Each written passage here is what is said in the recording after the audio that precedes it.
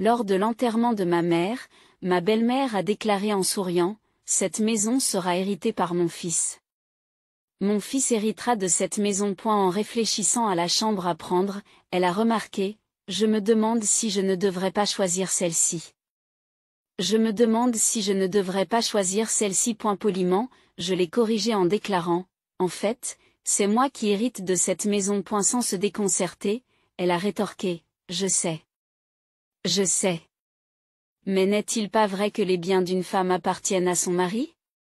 Donc, par essence, cette maison appartient à mon fils, n'est-ce pas? » Je soupire, doutant de la validité de son affirmation. Elle a ajouté joyeusement, « À partir de maintenant, nous allons nous entendre. » Hésitant, j'ai demandé, « Qu'entendez-vous par s'entendre ?» Elle a déclaré, « Transformer cette chambre en ma chambre. » J'ai demandé si cela signifiait que nous allions vivre ensemble. Avec assurance, elle a répondu, « Exactement. Avec une maison aussi splendide, ce serait un gâchis d'avoir des pièces vides alors que 2 personnes peuvent y vivre, vous ne pensez pas?» Malgré ma perte récente, ma belle-mère semblait ignorer totalement mon chagrin. Pourquoi en parler maintenant? Ne voit-elle pas la tristesse sur mon visage? Ce n'est pas le moment de plaisanter. Cette maison renferme de précieux souvenirs, construits par mon père respecté et chéri par ma défunte mère. Je ne veux pas que ma belle-mère déraisonnable y vive, et mon mari, qui ne l'empêche pas, est tout aussi fautif. Pour éviter que ma précieuse maison ne soit souillée, j'ai décidé de prendre l'initiative avant de déménager. J'ai 42 ans, je suis employé de bureau, j'ai raté le moment du mariage et je suis toujours célibataire à 40 ans. J'avais abandonné l'idée de me marier. Cependant, grâce à la présentation d'une de mes connaissances, j'ai rencontré Michael, qui a 4 ans de moins que moi. Et nous avons pu nous marier. Mon mari est une personne gentille qui donne la priorité à mes opinions. Où devrions-nous aller pour notre lune de miel? Tu as dit que l'Europe serait bien, n'est-ce pas? J'ai demandé. Mais n'as-tu pas dit que tu préférais les Maldives? Allons aux Maldives. A répondu mon mari. Et ma mère veut vivre avec nous. La santé de mon père n'est pas très bonne. Et il semble que ma mère ait du mal à se débrouiller seule, a-t-il expliqué. Je comprends que votre mère traverse une période difficile. Mais n'avions-nous pas convenu de ne pas vivre ensemble avant de nous marier? Ai-je demandé. Tu as raison. Je vais en parler à ma mère. Mon mari écoute toujours mes caprices. Et je me sens souvent coupable. Rencontrer une bonne personne est un bonheur. Mais il y a un regret. Mon père est décédé 3 ans avant mon mariage. Je n'ai donc pas pu lui montrer mon mariage et le rassurer. Mon père était un cadre rigoureux d'une PME. Je le respectais profondément. Malgré la taille modeste de l'entreprise, ses revenus étaient corrects. Et notre maison familiale était suffisamment grande pour y organiser des funérailles. Lorsque j'ai commencé à travailler comme employé de bureau, j'ai mieux compris les défis du travail, ce qui n'a fait qu'accroître mon admiration pour mon père. 2 ans après notre mariage, ma mère est décédée à son tour. Même ma mère, mon mari, m'a demandé, « Tu vas bien? Tu ne devrais pas faire une pause dans l'arrière-boutique? » En général, les funérailles sont moins souvent célébrées à la maison. Mais les funérailles de ma mère se sont déroulées à la maison. Pendant les funérailles de ma mère, il a toujours veillé sur moi. J'ai vraiment eu de la chance de rencontrer un si bon mari. C'est alors que ma belle-mère, Nancy, est arrivée. Mes plus sincères condoléances. Je compatis sincèrement avec vous. Lui ai-je répondu. Je vous remercie. Je n'avais pas vécu avec ma belle mère. Nos échanges avaient été limités, gardant une distance raisonnable. Cependant, c'est lors de l'enterrement de ma mère que j'ai entrevu sa vraie nature. Après les funérailles, ma belle-mère s'est approchée de moi. Alors qu'il n'était pas rare qu'elle me cherche, son expression était étrangement joyeuse. Nous avons beaucoup apprécié votre aide lors de cet enterrement. Grâce à vous, nous avons pu mener à bien la cérémonie, me dit-elle avec reconnaissance. Puis, brusquement, elle ajouta, les funérailles sont terminées maintenant. Les formalités ne sont-elles pas terminées? J'ai été déconcertée, pensant qu'elle essayait d'abord de prendre en compte mon chagrin. Mais il est vite devenu évident que ce n'était pas le cas. Commentant la splendide maison de mes parents, j'ai répondu, attendez un instant. Sans se laisser décourager, elle s'est aventurée dans les profondeurs de la maison. J'ai protesté, oh, maman, ce n'est pas pratique. Certains endroits sont en désordre. Ne tenant pas compte de mes inquiétudes, elle a déclaré, ne t'occupe pas des détails. Et ne vous préoccupez pas des détails.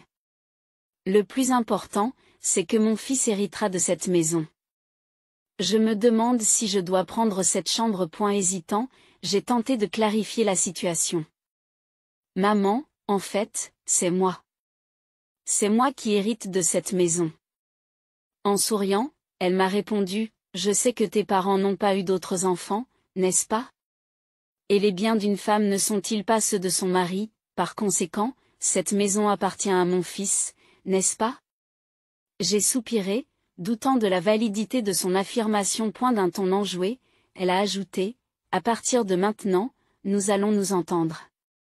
Mon hésitation l'a incité à déclarer avec assurance, je veux faire de cette pièce ma chambre. Inquiet, j'ai demandé, cela signifie-t-il que nous allons vivre ensemble? Sans hésiter, elle a répondu. Exactement. J'ai décidé d'avoir une maison aussi splendide. Ce serait un gâchis d'avoir des chambres vides alors que 2 personnes peuvent vivre ici. Ah, enfin, je n'aurai plus à m'occuper seule de mon mari. Malheureusement, ma mère était décédée depuis peu, et pourtant ma belle-mère tenait de tels propos. J'y suis devenue de plus en plus furieuse, me demandant pourquoi elle plaisantait dans un moment pareil. Alors que ma conversation avec ma belle-mère semblait attirer l'attention de mon mari, il est intervenu. Maman, qu'est-ce que tu dis? Ce n'est pas le bon moment pour de telles discussions, a-t-il réprimandé. Sans se décourager, ma belle-mère a répliqué. Pourquoi faire tant d'histoires? Mon mari a insisté avec fermeté, partez. Il l'a raccompagnée hors de la maison en s'excusant. Désolée, ma mère peut être déraisonnable. Reconnaissante envers mon mari, sur lequel on peut compter, j'ai répondu, c'est bon. Ce n'est pas grave. Merci à toi de t'en occuper. Pourtant, dans les jours qui ont suivi, je me suis rendu compte que le point de vue de mon mari sur la réprimande de ma belle-mère était subtilement différent du mien. 10 jours après l'enterrement de ma mère, alors que les choses se tassaient un peu, nous avons décidé de discuter du sort de la maison familiale. De manière inattendue, mon mari a fait une proposition. Cet appartement est exigu. Ne devrions-nous pas retourner vivre chez mes parents, suggérai-je, d'accord, ajouta-t-il. Oui, tu as raison. Avec plus d'affaires et la possibilité d'avoir des enfants, c'est mieux que de se serrer dans ce petit appartement. Puis, hésitant, il conclut, bon alors, il faut commencer à préparer le déménagement. J'avais un sujet urgent à aborder à propos du déménagement. De quoi s'agit-il? Demandai-je. Il a hésité avant de me le dire. Vu la maison spacieuse et toutes les pièces vides, j'ai pensé que mes parents pourraient peut-être emménager avec nous. Stupéfaite, je l'interroge. Tu suggères que nous vivions ensemble? Récemment, j'ai remarqué un changement chez mon mari. Même s'il réfléchissait, il donnait la priorité à mes opinions. Je me demande maintenant s'il n'est pas simplement un béni oui-oui, voire une mauviette. Sa conformité aux demandes de ma belle-mère et sa proposition de cohabitation me font douter de sa véritable position. Malgré mes objections répétées à la cohabitation, il persiste, semblant lui donner la priorité sur moi. Ne l'ai-je pas dit à plusieurs reprises? Je lui rappelle que nous ne vivrons pas ensemble. Il répond, mais maman continue d'insister. Je réplique. Pendant l'enterrement, tu l'as grondé, n'est-ce pas? Tu as pris ma défense et tu t'es opposé à la cohabitation. Et elle admet que, oui, j'ai été contrariée par son irruption dans la maison. Mais cela ne veut pas dire que je suis totalement opposée à la cohabitation. J'ai juste pensé qu'une décision aussi importante ne devait pas être prise à la légère dans ce contexte. C'est une décision décisive. Bien qu'il acquiesce à ma position, il semble plus enclin à se tourner vers ma belle-mère. Il évite de prendre des décisions définitives, gardant une certaine distance, croyant peut-être inconsciemment qu'il reste neutre. Les personnes comme lui peuvent être rusées, se convaincre de leur neutralité et de leur capacité à prendre des décisions. C'est frustrant. Je m'oppose à vivre avec quelqu'un qui a fait irruption dans la maison de mes parents le jour de l'enterrement et qui m'a proposé de vivre dans une pièce particulière. Je ne changerai pas de position. J'insiste pour que tu transmettes cela à ta mère, s'il te plaît. Il répond, pourquoi, vous avez l'air vraiment ennuyé par cela. D'accord, je lui en ferai par point alors que je m'étais préparé mentalement à la possibilité de vivre avec mes beaux-parents lorsque nous nous sommes mariés. Le comportement de ma belle-mère lors des funérailles de ma mère a changé ma perspective. Vivre ensemble dans la maison que mon père a construite est désormais impensable, surtout si l'on considère le manque d'assurance de mon mari. Lorsqu'il m'a fait part de mon opposition à la cohabitation, ma belle-mère a directement protesté en m'appelant. Pourquoi t'opposes-tu à la cohabitation alors qu'il y a une maison si spacieuse? Tu es la femme de Michael maintenant, et son père et moi sommes tes parents, n'est-ce pas? Pourquoi une telle opposition à la cohabitation? J'ai réitéré mon refus de cohabitation, en expliquant les problèmes de mobilité de mon mari et les difficultés que je rencontre seule. Elle m'a accusé de les abandonner, ce qui m'a incité à lui rappeler les raisons invoquées par mon mari. Bien que je sois désolée pour la santé de mon beau-père, je ne peux pas ignorer la possibilité que tout ce qui est lié à lui soit reporté sur moi si nous devions vivre ensemble. Et si nous envisageons une cohabitation? Une amélioration significative de l'état d'esprit de mon mari et de ma belle-mère est une condition non négociable. Quelques jours après que ma belle-mère m'ait qualifiée de sang cœur, mon mari m'a surprise en réaménageant le salon, en déplaçant des meubles pour créer de l'espace. Sous le coup de l'émotion, j'ai demandé, « Qu'est-ce que tu fais ?» C'est pour ranger les cartons de déménagement, il m'a répondu, « Non. J'ai l'intention de faire de la place pour 2 lits ici. » La mention de 2 lits me remplit d'effroi et de prudence. J'ai demandé, « Tes parents vont-ils rester ?» À mon grand désarroi, il a répondu, « Non, ils emménagent aujourd'hui, avant même le déménagement proprement dit. » Malgré mes objections, j'ai réalisé que mon mari et ma belle-mère me forçaient à déménager. Mon mari et ma belle-mère m'imposaient la cohabitation. Pourquoi cela se produit-il? Ai-je demandé. Ressentant une frustration croissante. Elle m'a expliqué que leur bail expirait et que nous avions décidé qu'ils emménageraient ici sans le renouveler.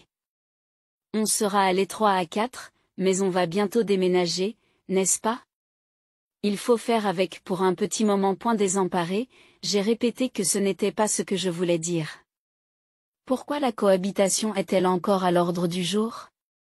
Je l'ai déjà dit. Je ne veux pas vivre avec quelqu'un qui a fait irruption dans la maison de mes parents le jour de l'enterrement et qui a proposé de vivre dans cette pièce. Je ne manquerai pas d'en parler à maman. Elle m'a répondu, nous allons vivre ensemble à partir de maintenant, alors je vous en prie, entendez-vous bien. Agacé, j'ai demandé, pourquoi donnes-tu la priorité à tout ce que dit ta mère? Il a précisé, il ne s'agit pas de lui donner la priorité. J'ai écouté vos 2 opinions et j'ai pris une décision. Cependant, mon mari, souvent favorable à ma belle-mère, semblait s'être laissé séduire par sa stratégie de cohabitation.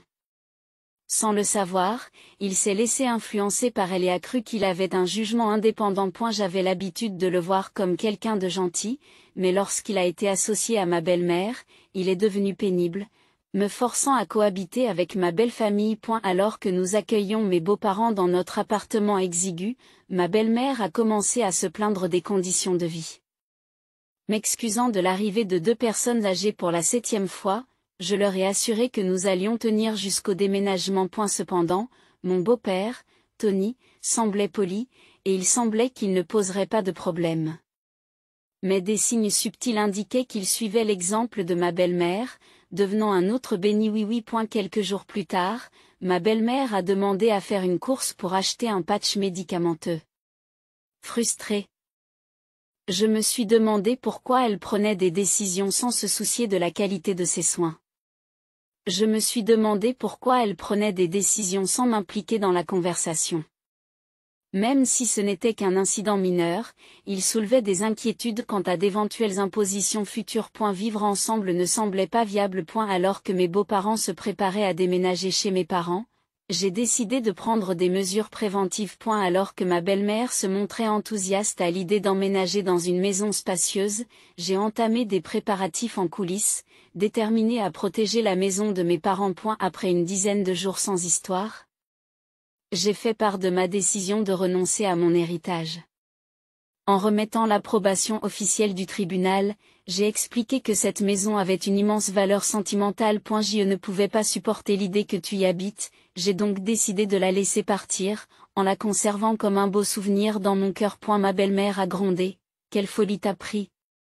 Même si tu la laissais partir, tu aurais pu la vendre pour de l'argent. Pourquoi abandonner la maison? J'ai expliqué calmement que même si je la vendais, tu ne compterais que sur cet argent. Ensuite, j'ai pensé que ce serait plus clair si je n'avais tout simplement rien. Elle m'a rétorqué que nous avions quitté notre ancienne maison pour déménager, tu sais. Qu'est-ce que tu fais? Comment vas-tu te rattraper? J'ai fermement défendu ma position. Je me suis toujours opposée à la cohabitation. Pourtant, sans véritable discussion, tu me l'as imposée. J'ai donc adopté une position ferme. Mon mari et ma belle-mère ont semblé stupéfaits d'apprendre que je renonçais à l'héritage. Leur visage s'est vidé de sa couleur et ils sont restés sans voix.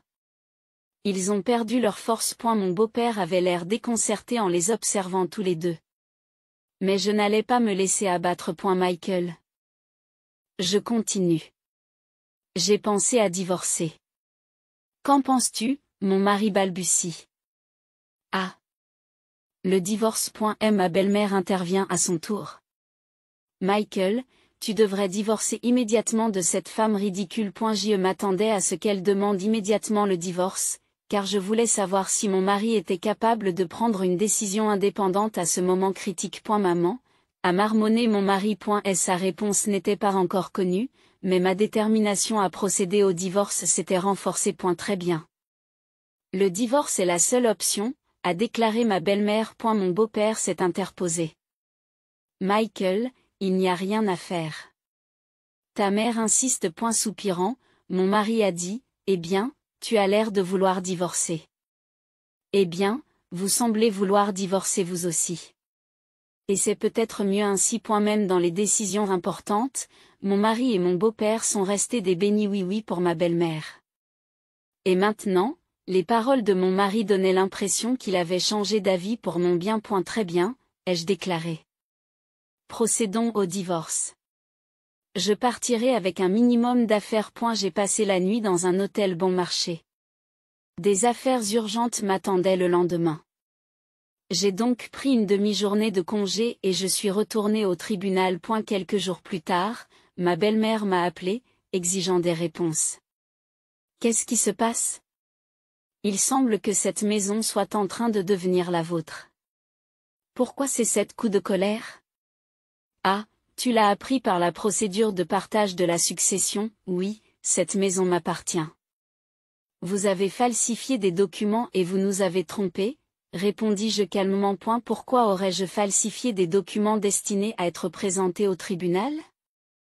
Ils sont authentiques. Alors pourquoi la maison devient-elle la vôtre alors que vous deviez renoncer à l'héritage? J'ai expliqué.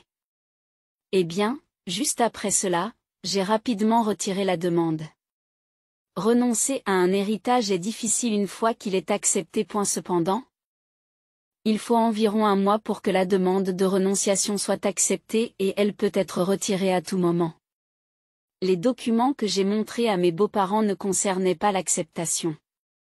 Ils concernaient la phase de demande. Je leur ai intentionnellement fait croire que j'avais renoncé à la maison et je les ai confrontés à la perspective du divorce afin d'évaluer leur réaction et de décider de la marche à suivre. Je ne m'attendais pas à ce que ma belle-mère change d'avis, mais j'espérais que mon mari reviendrait sur sa décision et exprimerait qu'il ne voulait pas divorcer.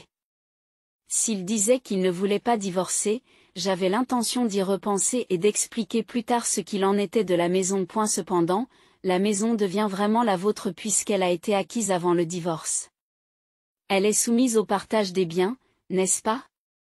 Dans ce cas, vous êtes censé partager l'argent de la vente, n'est-ce pas? Ma belle-mère semblait déterminée à obtenir tout ce qu'elle pouvait, sachant que la maison ne lui appartiendrait pas. Cependant, j'avais prévu cela. Si cette maison avait été acquise conjointement, elle serait en effet considérée comme un bien commun. Cependant, il s'agit d'un bien unique acquis par héritage et qui n'est pas soumis au partage des biens. Malheureusement, les biens spécifiques comme celui-ci ne sont pas éligibles au partage. Elle persiste. Qu'en est-il de l'argent qui reviendrait à Michael par le biais du partage des biens? J'ai répondu calmement. Nous ne sommes mariés que depuis quelques années, il n'y a donc pas grand-chose de substantiel. Peut-être juste la voiture, bien qu'il y ait encore un prêt en cours dessus. M'accusant d'égoïsme, elle m'a traité de sans-cœur et a déclaré: je protège cette maison parce qu'elle contient de précieux souvenirs de mes parents. Je ne veux pas que des gens comme vous y vivent.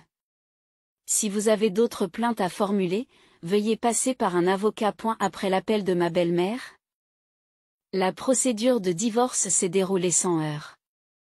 On peut supposer qu'elle a incité mon mari à accélérer le divorce.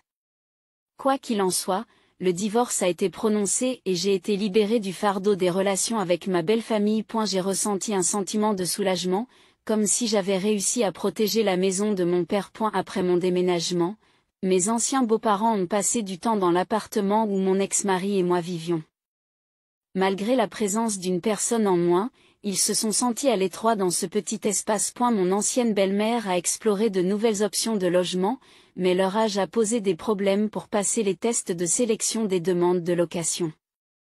Mon ex-mari a donc décidé de louer une maison individuelle plus petite pour eux. Bien qu'elle soit plus petite, comme il s'agit d'une maison, le loyer est probablement plus élevé que celui d'un appartement. Il a également assumé la responsabilité de subvenir aux besoins de ses parents. Mon ex-mari est confronté à une vie difficile. D'abord enthousiaste à l'idée d'emménager dans la grande maison laissée par mon père, mon ex-belle-mère se contente maintenant d'une maison beaucoup plus petite, ce qui risque de la décevoir. Quant à moi, j'ai entamé un nouveau chapitre dans la maison que mes parents m'ont laissée.